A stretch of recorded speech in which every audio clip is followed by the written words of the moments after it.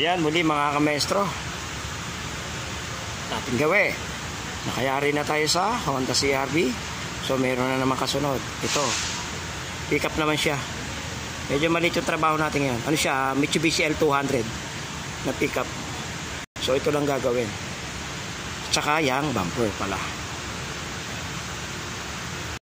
Tiglan tayo sa may kanto na yan. Hanggang doon sa may kanto ng hood na yan. Yan. I-blendingan natin yan para hindi halata. Hindi siya na magkaiba sa kulay. Ito, puti yung bumper na yan. Tatanggalin yan. Pero i-align ko muna sa masilya. Once na may align ko na sa masilya yung labi ng fender doon sa bumper, tatanggalin natin yung bumper na yan. Masilyahan natin yan. So, yan. Yan ang ating panibagong kabanata, mga kamaestro. Puti yung bumper na yan. Ito, wala naman tayong gagawin dito. Walang talaga tayo sa may ano. So ayan, ganyan talaga dito. Pag nakayari ka na isa at mayroong available, salpak na naman yan. Although na 3 naman kaming pintor dito, pero talagang ganyan. Yun ang pinunta natin dito, trabaho.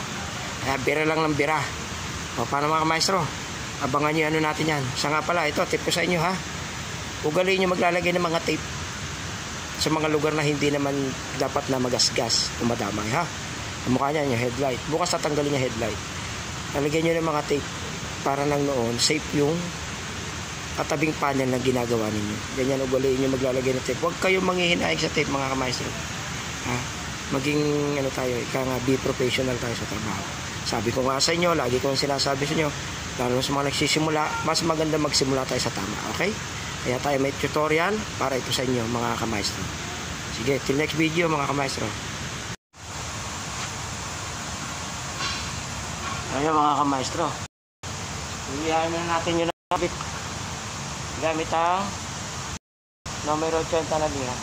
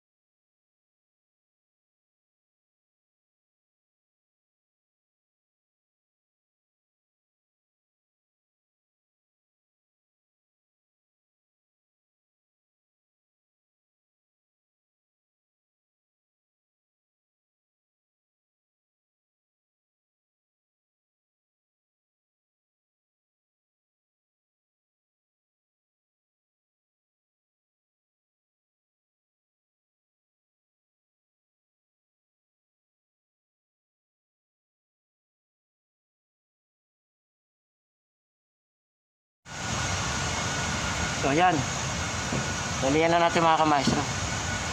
Lalagyan na natin siya ngayon ng guhit. Lalagyan natin ng guide.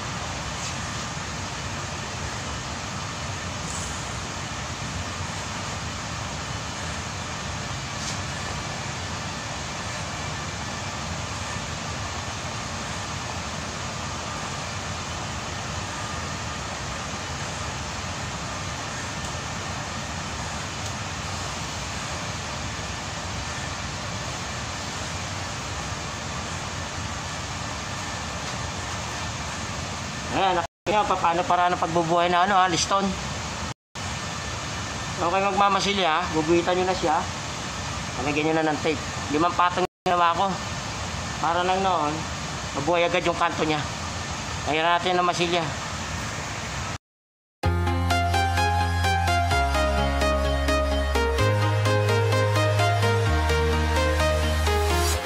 I'm walking